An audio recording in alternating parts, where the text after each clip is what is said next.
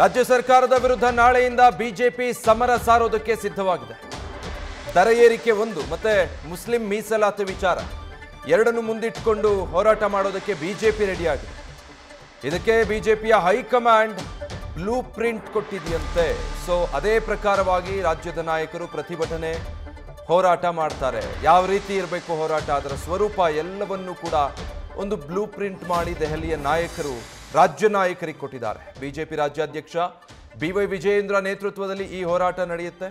ನಾಳೆ ಬೆಂಗಳೂರಿನ ಫ್ರೀಡಂ ಪಾರ್ಕ್ನಲ್ಲಿ ಪ್ರತಿಭಟನಾ ಕಿಚ್ಚು ಹೊತ್ಕೊಳ್ತಾ ಇದೆ.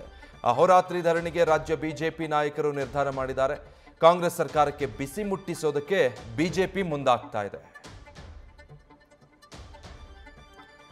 ಏಪ್ರಿಲ್ 5ರಂದು ಪ್ರತಿ ಜಿಲ್ಲಾ ಕೇಂದ್ರ ಮತ್ತೆ ತಾಲೂಕು ಕೇಂದ್ರಗಳಲ್ಲೂ ಕೂಡ ಪ್ರತಿಭಟನೆಗೆ ಬಿಜೆಪಿ ಕರೆ ಕೊಟ್ಟಿರೋದು. ಇನ್ನು ಏಪ್ರಿಲ್ 7ರಿಂದ ಪ್ರತಿ ಜಿಲ್ಲೆಗೂ ಕೂಡ ಭೇಟಿ ನೀಡಿ ಹೋರಾಟದ ರೂಪುರೇಷೆಯನ್ನ ಅದರ ಬಗ್ಗೆ ಗಮನ ಹರಿಸಲಾಗುತ್ತೆ.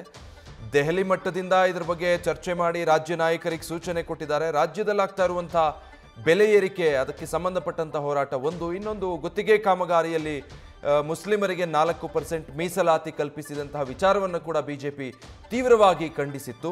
ಈ ಎರಡು ಅಂಶಗಳನ್ನು ಮುಂದಿಟ್ಟುಕೊಂಡು ರಾಜ್ಯ ಸರ್ಕಾರವನ್ನು ಕಟ್ಟಿ ಹಾಕಬೇಕು, ಇಕ್ಕಟ್ಟಿಗೆ ಸಿಲುಕಿಸಬೇಕು. ಯಾವ ರೀತಿ ಈ ಗ್ಯಾರಂಟಿಗಳನ್ನು ಸಮತೋಲನ ಮಾಡೋದಕ್ಕೆ ಅಂತ ಹೇಳಿ ಬೆಲೆ ಏರಿಕೆ ಮಾಡಿ ರಾಜ್ಯದ ಜನರಿಗೆ ಸರ್ಕಾರ ಬರೆ ಹಾಕೋದಕ್ಕೆ ಮುಂದಾಗಿದೆ. ಜನರಿಂದಾನೇ ಕಿತ್ತು ಮತ್ತೆ ಜನರಿಗೆ ಕೊಡೋದಕ್ಕೆ ಈ ಸರ್ಕಾರ ಹೇಗೆ ಪ್ಲಾನ್ ಮಾಡಿದೆ ಅನ್ನೋದನ್ನ ಜನರಿಗೆ ಗಮನ ತರುವಂತ ನಿಟ್ಟಿನಲ್ಲಿ ಈ ಹೋರಾಟ. ಡೀಟೇಲ್ಸ್ ಕೊಡ್ತಾರೆ ನಮ್ಮ ಪ್ರತಿನಿಧಿ ಮಧುಸೂದನ್, ಲೈವ್ ನಲ್ಲಿ ಜಾಯ್ನ್ ಆಗ್ತಾ ಇದ್ದಾರೆ. ಮಧುಸೂದನ್, ಇವತ್ತು ಜನರಿಗೆ ಬೆಲೆ ಏರಿಕೆಯ ಬಿಸಿ ತಟ್ಟೋದು, ಆದ್ರೆ ಬಿಜೆಪಿ ನಾಳೆಯಿಂದ ಹೋರಾಟ ಆರಂಭ ಮಾಡ್ತಾ ಇದೆ. ರಾಜ್ಯ ಸರ್ಕಾರವನ್ನ ಇಕ್ಕಟ್ಟಿಗೆ ಸಿಲುಕಿಸೋ ನಿಟ್ಟಿನಲ್ಲಿ ದೆಹಲಿ ನಾಯಕರ ಅಣತಿಯ ಮೇರೆಗೆ ಏನು ಬಿಜೆಪಿಯ ಬ್ಲೂ ಪ್ರಿಂಟ್?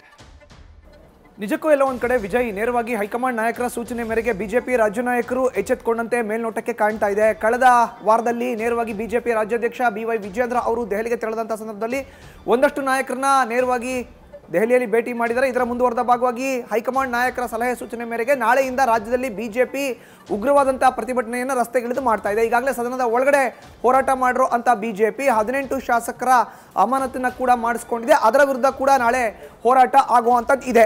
ಮೊದಲ ಹೋರಾಟ 18 ಶಾಸಕರ ಅಮಾನತನ್ನ ಈ ಕೂಡಲೇ ಸಭಾಧ್ಯಕ್ಷರು ಕೈ ಬಿಡಬೇಕು, ಜೊತೆಗೆ ಆ 18 ಶಾಸಕರ ಅಮಾನತು ವಿಚಾರವಾಗಿ ಪರಿಗಣಿಸಬೇಕು, ಅವ್ರನ್ನ ಮತ್ತೆ ಸದನದ ಒಳಗಡೆ ಬರಲಿಕ್ಕೆ ಅವಕಾಶವನ್ನ ಮಾಡಿಕೊಡ್ಬೇಕು ಅನ್ನೋದು. ಆದರೆ ಬೆಳಗ್ಗೆ 10 ಗಂಟೆಗೆ ಬೆಂಗಳೂರಿನ ವಿಧಾನಸೌಧದಲ್ಲಿ ಇರುವಂತಹ ಕೆಂಗಲ್ ಹನುಮಂತಯ್ಯ ಅವರ ಪ್ರತಿಮೆಯ ಮುಂಭಾಗ ಬಿಜೆಪಿಯ ಮಾಜಿ ಸಚಿವರುಗಳು, ಮಾಜಿ ಶಾಸಕರುಗಳು, ಹಾಲಿ ಶಾಸಕರು, ವಿಧಾನ ಪರಿಷತ್ನ ಸದಸ್ಯರು ಎಲ್ಲರೂ ಕೂಡ ಹಾಜರಿದ್ದು ಉಪಸ್ಥಿತರಿದ್ದು ಸಭಾಧ್ಯಕ್ಷರ ಏನು ಆದೇಶ ಇದೆ ಅದನ್ನ ಪರಿಗಣಿಸಬೇಕು ಅಂತ ಸಭಾಧ್ಯಕ್ಷರ ಮೇಲೆ ಒತ್ತಡವನ್ನು ಹಾಕೋರು ಇದ್ದಾರೆ. ಇದಾದ ಬಳಿಕ ರಾಜ್ಯ ಸರ್ಕಾರದ ವಿರುದ್ಧ ಉಗ್ರವಾದಂತಹ ಪ್ರತಿಭಟನೆಗೆ ಅಧಿಕೃತವಾದಂತಹ ಚಾಲನೆಯನ್ನ ಬಿಜೆಪಿ ರಾಜ್ಯಾಧ್ಯಕ್ಷ BY ವಿಜಯೇಂದ್ರ, ವಿಧಾನಸಭೆ ವಿಪಕ್ಷ ನಾಯಕ R ಅಶೋಕ್, ವಿಧಾನ ಪರಿಷತ್ನ ವಿಪಕ್ಷ ನಾಯಕ ಚಲವಾದಿ ನಾರಾಯಣಸ್ವಾಮಿ ಅವರು ನೀಡೋರು ಇದ್ದಾರೆ.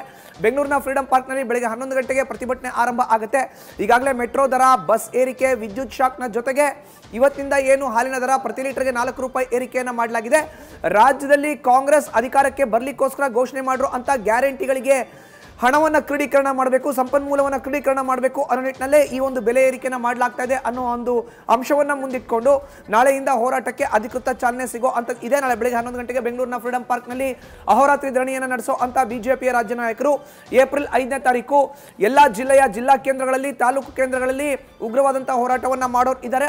ಆದ ಬಳಿಕ ಏಪ್ರಿಲ್ 7ರಿಂದ ಸತತವಾಗಿ 4-5 ದಿನಗಳ ಕಾಲ ಹಳೆ ಮೈಸೂರು ಭಾಗದಲ್ಲಿ ಹೋರಾಟವನ್ನು ಮಾಡೋರು ಇದ್ದಾರೆ. ತಂಡವನ್ನು ರೂಪಿಸಿಕೊಂಡು ಏಪ್ರಿಲ್ 7ನೇ ತಾರೀಕು ಮಧ್ಯಾಹ್ನ 3 ಗಂಟೆಗೆ ಮೈಸೂರಿನಲ್ಲಿ ಕೇಂದ್ರ ಸಚಿವರಾಗಿರೋ ಅಂತ ಪ್ರಹ್ಲಾದ್ ಜೋಶಿ ಅವರು ಜನಾಕ್ರೋಶ ಯಾತ್ರೆಗೆ ಅಧಿಕೃತವಾದಂತಹ ಚಾಲನೆಯನ್ನ ಕೊಡೋರಿದ್ದಾರೆ. ಹೀಗಾಗಿ ಸರಣಿ ಹೋರಾಟ ಸದನದ ಒಳಗಡೆ ಆಯಿತು. ಈಗ ಸದನದ ಹೊರಗಡೆ ಕೂಡ ಬೀದಿಗಿಳಿದು ಜನತಾ ನ್ಯಾಯಾಲಯಕ್ಕೆ ಜನರಿಗೆ ಆಗ್ತಾ ಇರೋ ಅಂತ ಒಂದಷ್ಟು ಅನ್ಯಾಯದ ವಿರುದ್ಧ ಬಿಜೆಪಿಯ ರಾಜ್ಯ ನಾಯಕರು ಹೋರಾಟವನ್ನ ಮಾಡಲಿಕ್ಕೆ ವೇದಿಕೆಯನ್ನ ಸಿದ್ಧಪಡಿಸಿಕೊಳ್ತಾ ಇದ್ದಾರೆ.